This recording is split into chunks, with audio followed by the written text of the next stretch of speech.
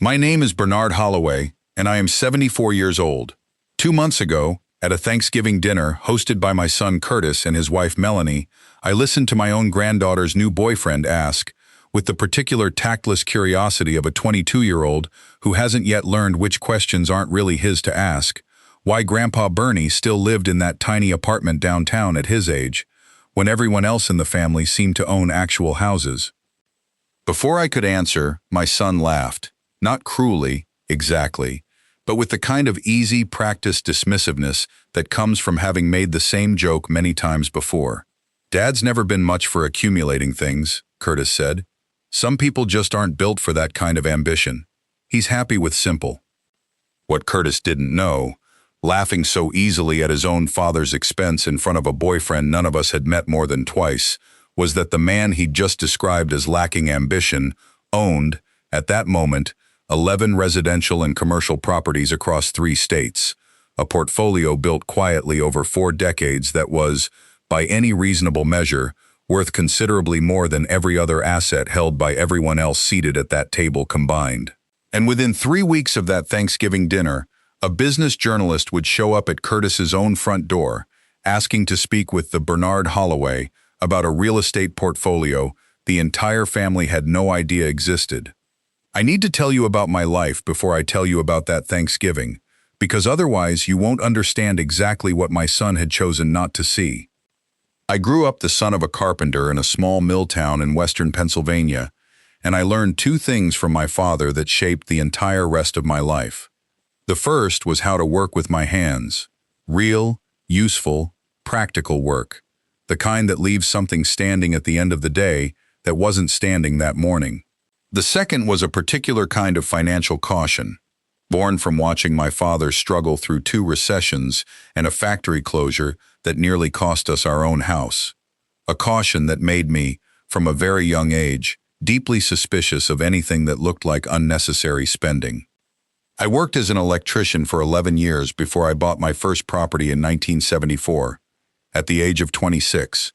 A rundown triplex in a working-class neighborhood that nobody else particularly wanted, purchased with a down payment I'd saved dollar by dollar for 6 years, working double shifts whenever the opportunity arose. I fixed that building up myself, mostly on evenings and weekends, learning plumbing and basic carpentry alongside the electrical work I already knew, and rented out the 2 units I wasn't living in to cover the mortgage. That triplex became my education in real estate, the same way my father's workshop had been my education in carpentry. I learned, slowly and through considerable trial and error, how to evaluate a property's actual potential rather than its surface appeal, how to screen tenants who would actually pay rent reliably, how to do enough of the maintenance work myself to keep costs manageable while a property built equity. By 1981, I owned 3 properties. By 1990, I owned 7.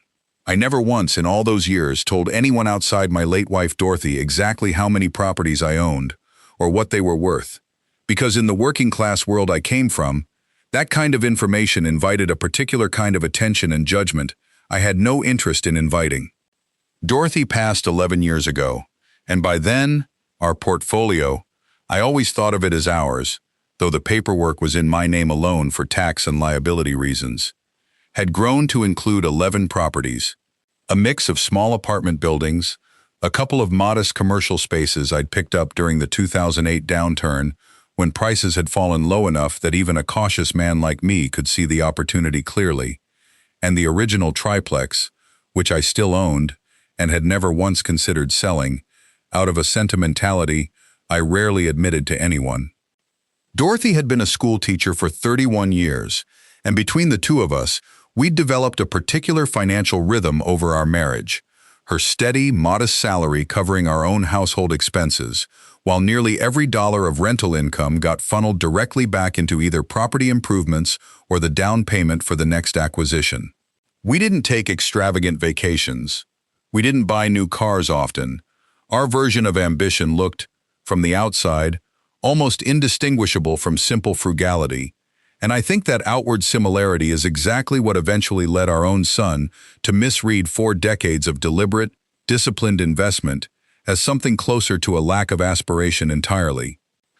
I remember Dorothy, in the last few years of her life, occasionally raising the question of whether we should tell Curtis more directly about the actual scope of what we'd built. He should know what his parents actually accomplished, she said to me once, sitting on our small apartment balcony on a summer evening. Not for the money necessarily, just so he understands us accurately. I remember agreeing with her, in principle, and then somehow never quite finding the right occasion to actually have that conversation. The way people often agree something matters and then let the specific moment for addressing it slip past, again and again, until the habit of silence outlives its original reasoning. I continued living, throughout all of this, in a modest one-bedroom apartment in one of my own smaller buildings downtown. Not because I couldn't afford better, but because I genuinely preferred it. I liked the simplicity. I liked not having a large house to maintain and clean, particularly after Dorothy passed, and the idea of rattling around some big empty property alone held no appeal whatsoever.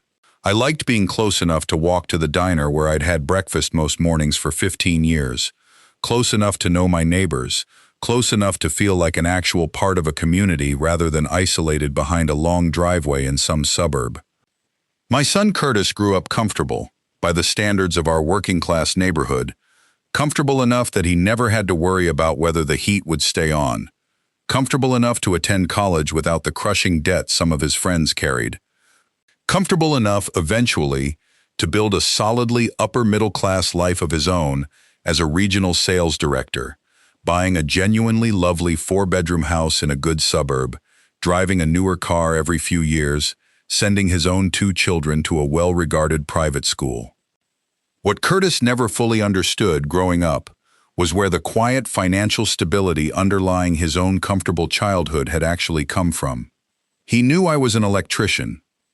He knew, vaguely, that I did some property stuff on the side, a phrase I'd used carelessly enough times over the decades that it had calcified, in his mind, into something minor and unremarkable, a modest side hustle, rather than what it had actually become, which was a genuine, substantial real estate business that had quietly funded his entire childhood, his college education, and considerable startup capital I'd provided, without much fanfare, when he was establishing himself in his own career. I never corrected his understanding, largely because I never saw a compelling reason to.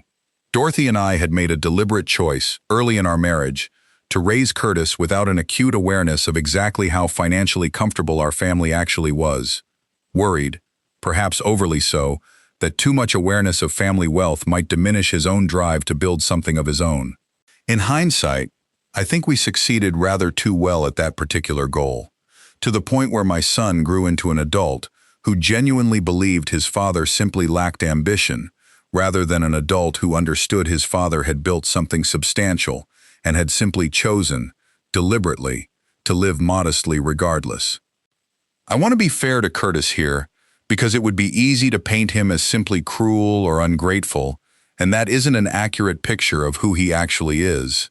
He calls me every Sunday. He includes me in every family gathering. He is, by most reasonable measures, a genuinely attentive son. But over the years, a particular pattern had developed in how Curtis spoke about me, especially in front of others. A pattern of gentle, well-meaning condescension about my simple apartment, my old truck, my apparent lack of interest in the kind of visible accumulation that Curtis and his own social circle had come to associate with a successful life. I don't think he meant any real unkindness by it. I think, honestly, he'd simply constructed a comfortable narrative about his father, the humble, unambitious electrician who never quite built anything substantial. And that narrative had calcified over the decades into something he repeated almost reflexively, the way families often do with stories about each other that were never fully accurate to begin with, but that nobody bothered to actually re-examine. I let it go, most of the time. I'd hear a comment at a family gathering, "Dad's always been happy with less," or "He never really had the drive for that kind of thing," and I'd feel a small, familiar sting, and I'd let it pass without correction, partly out of my own long-standing discomfort with drawing attention to my finances, and partly, I'll admit, out of a certain stubborn pride in letting my actual life simply speak for itself, in whatever quiet way it eventually might, rather than correcting the narrative directly. I remember one particular instance. About 2 years before that Thanksgiving, at Curtis's 50th birthday party, when a colleague of his from the sales office asked me, politely enough, what I'd done for a career before retiring. Electrician mostly, I told him, which was true as far as it went, though it left out 4 decades of considerably more substantial work. Curtis, overhearing, chimed in helpfully. Dad kept things simple his whole life. Steady paycheck, modest apartment, never much interested in building anything beyond that. I remember the colleague nodding politely, already moving on to some other topic, while I stood there holding a drink I'd stopped tasting, absorbing yet another small, casual erasure of 4 decades of work I'd built with my own 2 hands. I didn't correct him that night either. I told myself, the way I always did, that it simply wasn't worth the discomfort of drawing attention to something I'd spent my whole life keeping private. But I noticed, driving home that evening, that the sting from that particular comment lingered longer than most of the others had, and I found myself, for the first time in years, genuinely questioning whether my decades of quiet privacy had curdled into something closer to self-erasure. Whether keeping my life private from strangers was one thing, but allowing my own son to genuinely misunderstand who I was, repeatedly and publicly, was something else entirely. That Thanksgiving, though, with my granddaughter's new boyfriend's question hanging in the air and Curtis's easy laugh following it, something in me sat slightly heavier than it usually did. I said nothing at the table, but I drove home that night turning the moment over more than I usually allowed myself to. 3 weeks after that Thanksgiving, I received a phone call I hadn't anticipated. A business journalist named Priya Sharma, writing for a regional business journal that covered the metro area's commercial real estate market, had been researching a feature story about long-term, buy-and-hold real estate investors in the region, the kind of quiet, patient investors, she explained, who'd built substantial portfolios over decades without ever appearing in the flashier headlines dominated by developers and flippers. Your name came up several times during my research, she told me over the phone. A few long-time tenants I interviewed mentioned you specifically as one of the most reliable, fair landlords they'd ever had, and when I pulled the property records, I found you'd held 11 properties across 3 states, several for over 30 years. That kind of consistency is genuinely rare, Mr. Holloway. I'd love to interview you for a feature piece, and I'd also love, if you're comfortable with it, to actually see one of your properties in person. I hesitated, genuinely, before agreeing.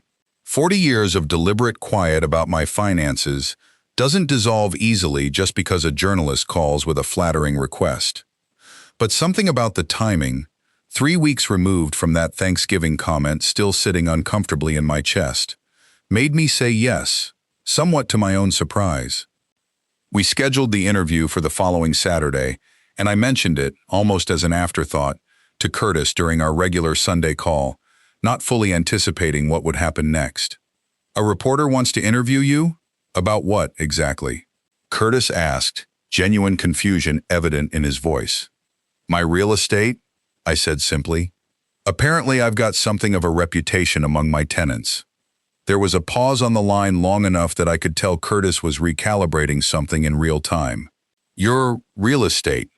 Dad, how many properties do you actually have? 11. Currently, I said. Give or take. I sold 2 smaller ones last year. The silence that followed lasted long enough that I actually checked whether the call had dropped. Priya Sharma arrived at my apartment that Saturday morning with a photographer and a genuine, well-prepared curiosity that made the interview considerably more comfortable than I'd anticipated.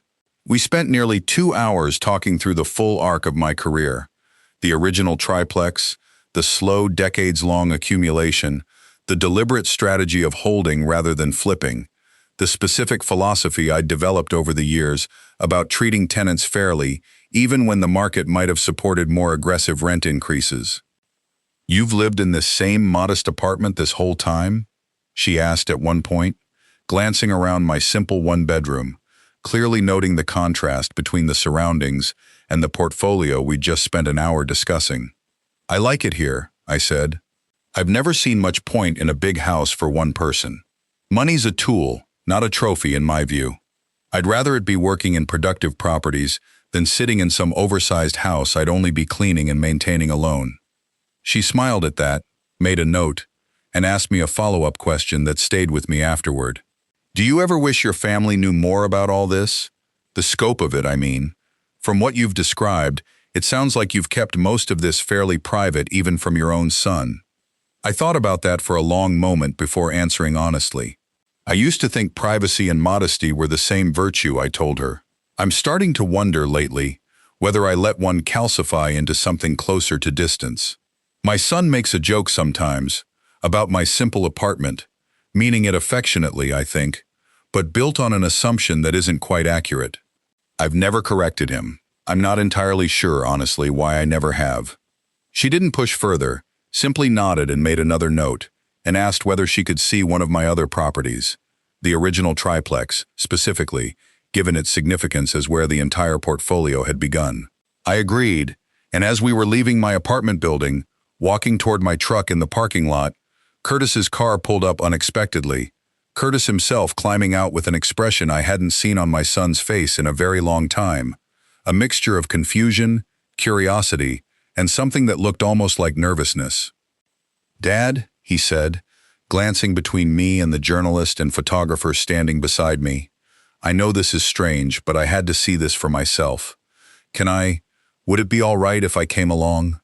We drove together, Curtis following in his own car, to the same triplex I'd bought in 1974, still standing, still occupied by tenants who'd been there, in one case, for over 20 years.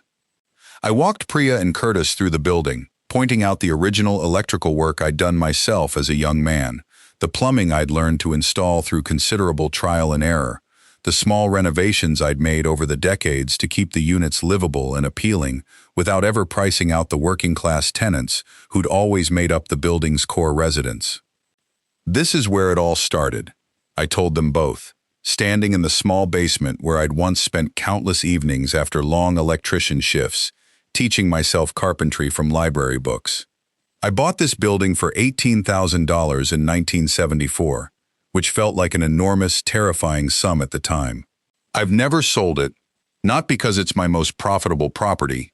It isn't, not by a considerable margin, but because it taught me everything I know, and because the tenants here have always felt more like neighbors than a transaction. Curtis was quiet through most of the tour, taking in details of a building and a history he'd apparently never once bothered to ask about in over 40 years of being my son. "Dad," he finally said, once Priya and her photographer had stepped outside to get some exterior photos, "why didn't you ever tell me any of this? Not the specific numbers necessarily, just the actual scope of what you built. I've spent my whole life thinking you were just, I don't know, comfortable but modest. I had no idea it was actually substantial." "You never asked, Curtis," I said, and I want to be honest that there was more weight behind those words than I'd initially intended. I don't say that to blame you specifically. I made my own choices about what to share, and your mother and I made a deliberate decision, a long time ago, not to make you acutely aware of exactly how comfortable our family actually was, worried it might affect your own drive. But somewhere along the way, that choice calcified into you genuinely believing I lacked ambition, rather than simply believing I'd chosen privacy. And I'll admit, hearing that assumption repeated at Thanksgiving, in front of your daughter's boyfriend, stung more than I let on that night. Curtis sat down on the edge of the porch steps, and I sat beside him, the two of us watching Priya and her photographer working a short distance away. "I've made that joke about you my whole adult life," Curtis said quietly. "The dad's happy with simple joke. I never once considered it might actually be hurting you, because in my mind, I genuinely believed it was true, that you'd chosen a smaller life out of contentment, rather than lack of drive, sure, but still smaller, still less than what I'd built for myself. I think, honestly, some part of me needed that story to be true, because it let me feel like I'd surpassed you, professionally, in a way that made my own choices feel more significant. And now?" I asked. "Now I feel like an idiot," he said, with a short, humorless laugh. "You built something over 4 decades that dwarfs anything I've accomplished in sales, And you did it quietly enough that your own son had no idea, and I spent years making gentle jokes at your expense about a life that was actually far more successful than mine, just built on a value system I apparently never bothered to understand. I don't need you to feel like an idiot, I said. I need you to understand something different. This was never a competition, Curtis, not for me. I built what I built because it interested me, because it let me use skills I was proud of, and because it let me help you and your mother have a comfortable, stable life without either of us ever having to worry the way my own parents worried. The apartment, the truck, that's not modesty as a performance, and it's never been a sign I lacked anything. It's genuinely what I want. I just wish, somewhere along the way, you'd asked me about it directly instead of building your own story about what my choices meant. Priya's feature ran 6 weeks later, a substantial profile that described me, somewhat to my own embarrassed amusement, as one of the region's most understated real estate success stories. A man who'd built genuine wealth through decades of patient, hands-on discipline while maintaining a lifestyle indistinguishable from any working-class retiree in the neighborhood he'd chosen to remain part of. Curtis called me the morning it published, having apparently read it 3 times already. I showed Melanie and the kids, he said, and I called my sister too, and told her the whole story from the triplex. I wanted everyone to actually understand who you are, instead of the version of you I'd been carelessly repeating for years. At Christmas that year, at the same house where the Thanksgiving comment had happened just over a month earlier, Curtis stood up before dinner and said something I hadn't expected. I want to say something about my dad, he told the assembled family, Priya's article, printed out, sitting on the side table where he'd apparently been showing it to relatives all afternoon. For years, I've made jokes about Dad's small apartment and simple life. Jokes I always meant affectionately, but that I now understand actually diminished something genuinely impressive that he built, quietly, over 4 decades, without ever asking for credit or recognition. My father built a real estate portfolio worth more than most people in this room will accumulate in their lifetimes, and he did it with the same hands that taught himself electrical work as a young man, while choosing, deliberately and happily, to keep living a life that actually reflects his values rather than whatever the rest of us assume success should look like. I'm proud of him. I should have said that plainly a long time ago, instead of making him the punchline of a story I never actually understood. My granddaughter's boyfriend, the same young man whose innocent question had started all of this, was seated at the far end of the table, and I caught his eye as Curtis finished speaking. He looked genuinely embarrassed, the particular embarrassment of a young person realizing an offhand comment had touched something considerably deeper than he'd intended. "Mr. Holloway," he said afterward, finding me alone in the kitchen while I refilled a water pitcher, "I didn't mean anything by that question at Thanksgiving." "I hope I didn't." "You didn't do anything wrong," I told him, and meant it genuinely. "You asked an honest question a lot of people had probably wondered privately for years without ever asking out loud. Sometimes it takes an outsider's honest question to finally surface something a family's been quietly avoiding examining. I'm not upset with you at all, son. If anything, I owe you a bit of thanks for finally cracking something open that needed cracking." He looked relieved and considerably more curious about me for the rest of that evening than he had been at Thanksgiving, asking, before he left that night, whether I might show him the triplex sometime, an offer I found myself genuinely looking forward to following through on. I still live in that same 1-bedroom apartment. I still walk to the same diner most mornings. I have no particular plans to change any of it, because the life I've built is genuinely the one I want, not a smaller version of some life I couldn't achieve. But something has shifted between Curtis and me since that article ran, a genuine curiosity now, rather than gentle dismissal, whenever the subject of my work comes up. He asks real questions now. He brought his own son, my grandson, to see the triplex last month, wanting him to understand, in a way Curtis himself never fully understood growing up, exactly what quiet, patient work over decades can actually build. I think the real lesson in all of this isn't really about real estate or net worth, or even about the specific comeuppance of a reporter showing up to correct a family's careless assumptions. The real lesson is smaller and more universal than that.